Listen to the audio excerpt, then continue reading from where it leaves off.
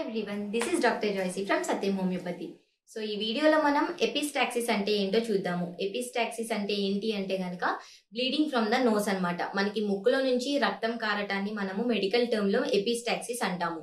దీనికి చాలా రకాలటువంటి కారణాలు ఉంటాయి. సో ఆ కారణాలు ఏంటి, ఒకవేళ ఎపిస్టాక్సిస్ అయితే లేకపోతే ముక్కులో నుంచి రక్తం వస్తే మనకి ఎటువంటి సైన్స్ ఉంటాయి అనేది మనం ఈ వీడియోలో చూద్దాము. ఎపిస్టాక్సిస్ అనేవి రెండు రకాలుగా మనము చూస్తాము. యాంటీరియర్ లేదంటే పోస్టీరియర్ నోస్ బ్లీడ్ అంటాము. యాంటీరియర్ నోస్ బ్లీడ్ అంటే ఏంటంటే ఫ్రంట్ ఆఫ్ ద నోస్ నుంచి మనకి బ్లీడింగ్ అయితే దాన్ని యాంటీరియర్ నోస్ బ్లీడ్ గా మనము చూస్తాము.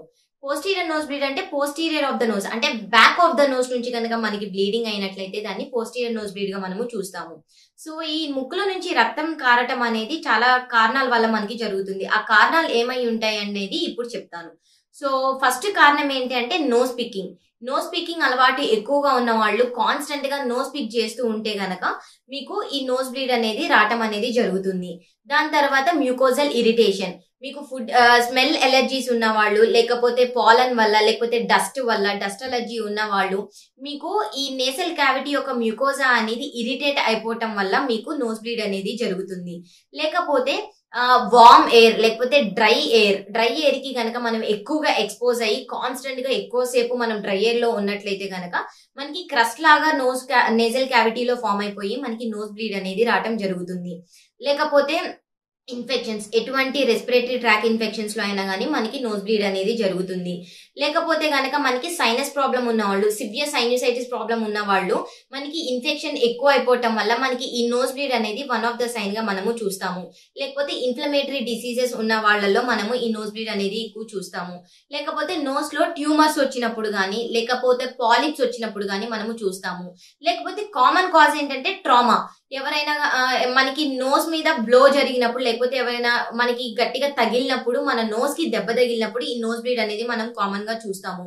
సో ఈ అన్ని కారణాలు, లేకపోతే సివియర్ గా లాంగ్ టర్మ్ మెడికేషన్స్ యూజ్ చేసిన వాళ్ళలో కానివ్వండి, రెస్పిరేటరీ ట్రాక్ ఎటువంటి condition deep lower respiratory tract infections ఉన్న వాళ్ళలో కానివ్వండి, లేకపోతే మనకి మ్యూకోజా అనేది, లేకపోతే నేసల్ క్యావిటీలో మ్యూకోజల్ లైనింగ్ అనేది డ్రై అయిపోయినప్పుడు కానివ్వండి, వీటి అన్నిటి కండిషన్స్ లో మనకి నోస్ బ్లీడ్ అనేది కామన్ గా మనము చూస్తూ ఉంటాము.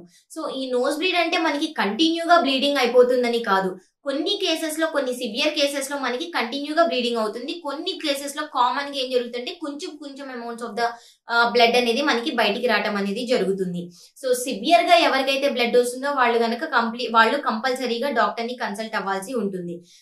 ఒకవేళ చిన్నగా లేకపోతే కొంచెం బ్లడ్ ఎవరికైతే వస్తూ ఉంటుందో వాళ్ళు దేనికి వస్తుంది అనేది మీరు అబ్జర్వ్ చేసుకోవాలి. ఎన్నిసార్లు వస్తుంది, ఎంత క్వాంటిటీ ఆఫ్ ద బ్లడ్ అనేది మీకు బయటకు వస్తుంది అనేది అబ్జర్వ్ చేసుకొని దాన్ని బట్టి మీరు ఫర్దర్ నెక్స్ట్ స్టెప్ అనేది మీరు మేనేజ్ చేసుకోవటం అనేది చూడాలన్నమాట. సో నోస్ బ్లీడ్ గనక కంటిన్యూగా లేకపోతే ఎక్కువ అమౌంట్ ఆఫ్ బ్లడ్ పోవటం వల్ల మనకి ఏమవుతుంది అంటే గనక కళ్ళు తిరగటం కానీ, లేకపోతే టైర్డ్ ఫీలింగ్ రావటం కానీ, లేకపోతే ఈ నేసల్ క్యావిటీ అంతా బర్నింగ్ సెన్సేషన్ ఉండి బ్రీతింగ్ ప్రాబ్లం అవ్వటం కానీ, లేకపోతే మొత్తం ముక్కంతా స్టఫ్ అప్ అయిపోవటం కానీ, ఇవన్నీ కూడాను మనం కామన్ గా సైన్స్ గా మనము చూస్తూ ఉంటాం అన్నమాట. సో కంటిన్యూగా స్నీజెస్ వచ్చినా కానీ, లేకపోతే ఎక్కువ డ్రై ఎయిర్ లో ఎక్స్పోజ్ అయినా కానీ, ఇలాంటి చిన్న రీజన్స్ నుంచి మనకి క్యాన్సర్ కండిషన్స్ లో, లేకపోతే ట్యూమర్ కండిషన్స్ లో, లేకపోతే రెస్పిరేటరీ ట్రాక్ ఇన్ఫెక్షన్ కండిషన్స్ లో, సిఓపిడి కండిషన్స్ లో, వీటి అన్నిటి కండిషన్స్ లో కూడాను మనం నోస్ బ్లీడ్ ని కామన్ గా చూస్తూ ఉంటాము. కాకపోతే మనకి ఎందుకు ఈ నోస్ బ్లీడ్ అనేది వస్తుంది అనేది మనం గమనించుకొని దాన్ని బట్టి మనం లైన్ ఆఫ్ ట్రీట్మెంట్ కి మనం వెళ్లాల్సి ఉంటుంది.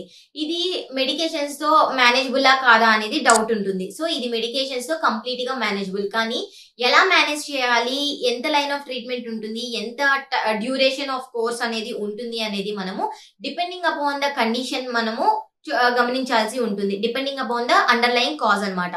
సో మీరు గనక డాక్టర్స్ ని విజిట్ అయినట్లయితే, లేకపోతే సత్యం హోమియోపతికి మీరు వచ్చినట్లయితే, మీకు ఎందుకు ఈ నోస్ బ్లీడ్ అనేది ఉంటుంది అనేది మీ కేస్ స్టడీ తీసుకొని అండర్లైన్ కాజ్ ని బట్టి మేము ట్రీట్మెంట్ అనేది మీకు ఇవ్వటం జరుగుతుంది. దీన్ని బట్టి మీరు నోస్ బ్లీడ్ ని మీరు మైల్డ్ సిమ్టమ్ నుంచి సివియర్ కండిషన్ వరకు వెళ్లకుండా ట్రిగరింగ్ ఫ్యాక్టర్స్ ఏమైతే ఉన్నాయో వాటన్నిటిని మేనేజ్ చేసి మీరు కంప్లీట్ గా ఈ నోస్ బ్లీడ్ ని క్యూర్ చేసుకోవచ్చు. Thank you.